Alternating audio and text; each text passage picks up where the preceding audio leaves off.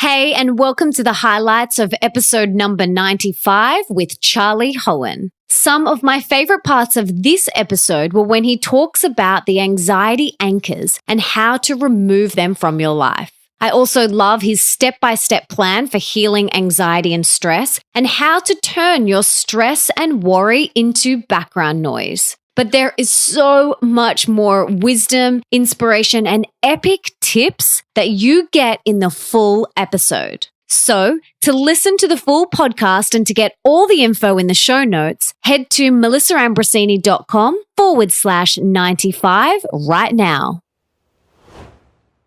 Charlie, welcome to the show. I am so excited for this conversation. Can you take us back and share your story and how you got to where you are today? When I was living in San Francisco, I hit this really turbulent period where every day I was stricken with these sensations that I'd never experienced before. This constant sense of dread, of anxiety, which I hadn't really experienced at this level. So palpitating heart, shaking hands, just constant exhaustion. And it was every day. And I couldn't figure it out for a really long time. And I remember seeing my doctor and them giving me pills that were going to help me sleep better. And I was afraid to take the pills because I thought they would be addictive and all this stuff. And this just went on for a long time. And I remember telling my girlfriend at the time, after she kind of broke down one night, and she's like, "What is wrong with you?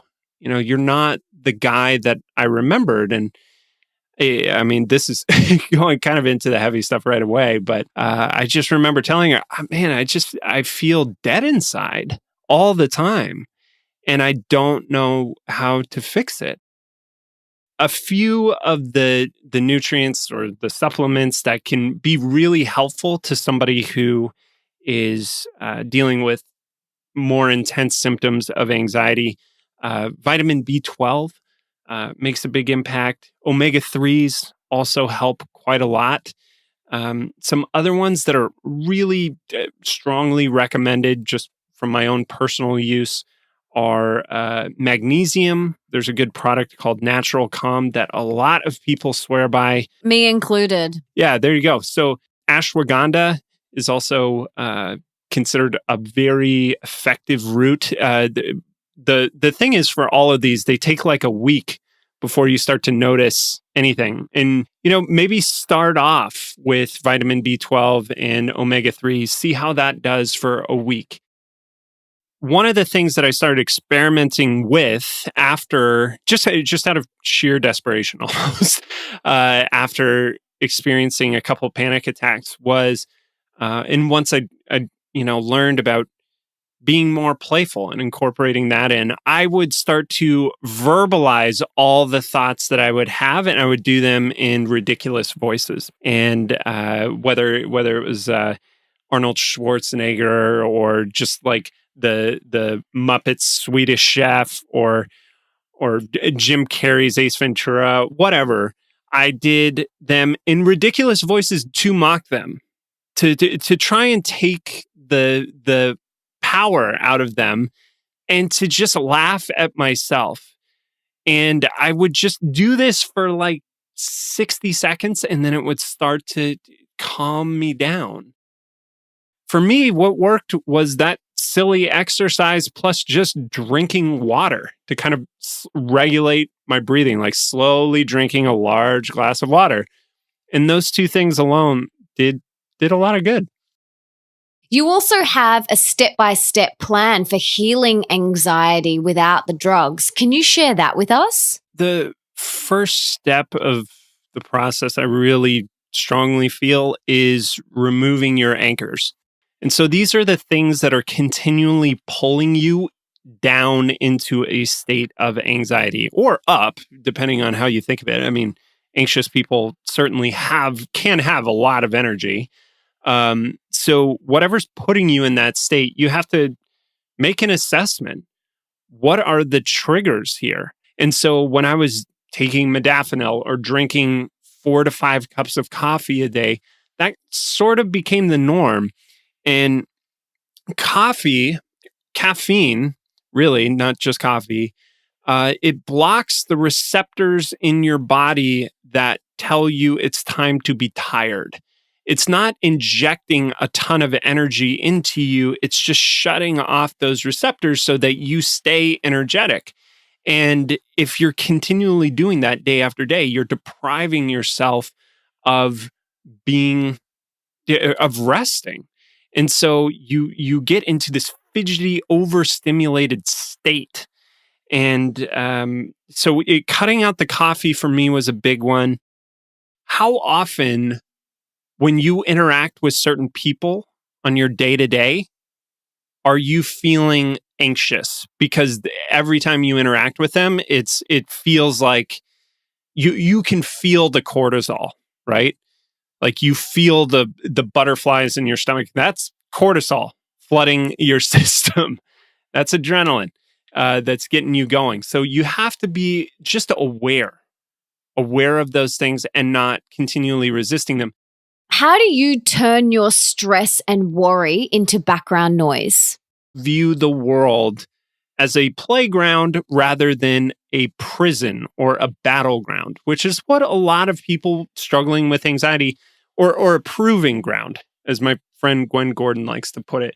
A proving ground for anxious people, achievers, is this sense that you're in this race that you're never quite, keeping up with, that you're never going to win. And so you're constantly trying to prove yourself to get love and acceptance, and you never quite get it, right? And for a lot of people, life becomes almost a prison when they're dealing with anxiety, because every task feels like indentured servitude. The things that you need to do become so difficult and challenging because you feel so miserable. You feel trapped. But having that mindset shift to being more playful rather than being so serious, rather than taking everything so seriously. I know how important play is and how important having fun and living my life is, but how do you do that without the guilt? One, recognizing that, hey, for some reason, I feel guilt when I allow myself to experience joy in the moment. Why is that there? And maybe doing some journaling around that and trying to understand why that's there. Why is that belief there? I mean, for a lot of us, it was put there by something. And maybe it's the culture. Maybe it was the fact that, hey, in 5th grade, they said you can't do recess anymore. You got to sit still in a chair. And that belief has been there since you were 12. Whatever the case is, you have to acknowledge that guilt is there, and it's protecting you for some belief that you have. Maybe it's I'm worried I'm going to lose my job. I'm worried that it's not going to be attractive. The reality is, like you said, Melissa, for one, your best work comes from play. I mean, I got myself into those dream jobs of mine by starting from a place of play. No one was hiring me when I was applying for all these jobs, and I was taking it seriously, and I was applying the traditional way. It didn't work.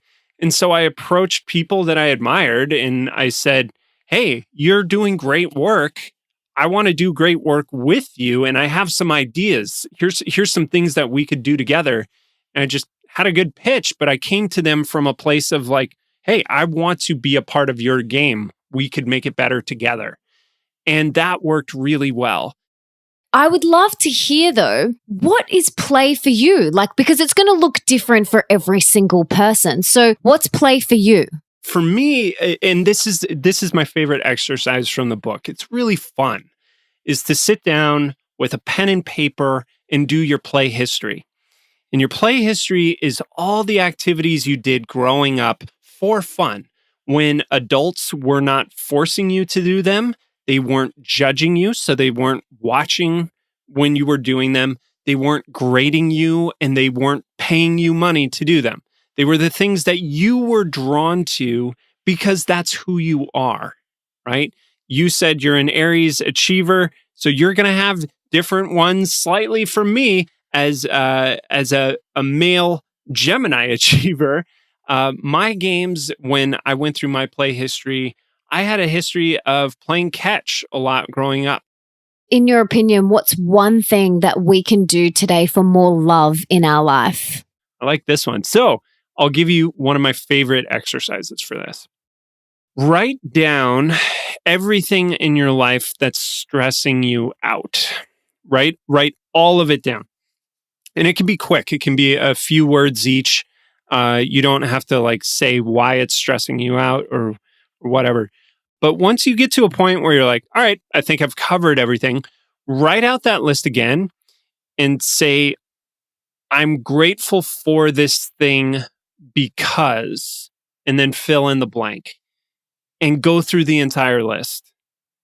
And it will change your perspective on life. That exercise might even make you weep because we're so critical of life, and we tend to default to complaining about the things that aren't going our way. But that exercise is so easy, and it really is transformative. But you gotta write it. You can't just say it. You can't just think it. You have to write it.